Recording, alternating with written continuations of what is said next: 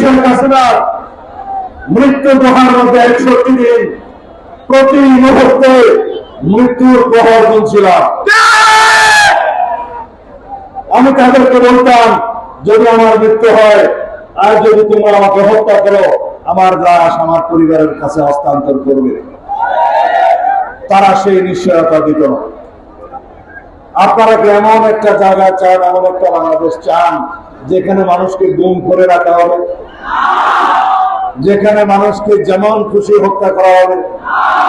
আমাদের মতো একটা লোককে যদি 61 দিন মৃত্যু গুহার মধ্যে রেখে আর একটা দেশে পাচার করে দেওয়া হয়, সেই দেশে কি কোনো আইন কানুন ছিল? সেই দেশে কি কোন রকমের কোন অধিকার ছিল? সেই রকম একটা দেশকে আপনারা কল্পনা করেন। আজকে থেকে এখানে এই পেকুয়ার মঞ্চে পেকুয়ার জনগণকে আশ্বস্ত করতে চাই, এই জনপদে কোন অন্যায়ের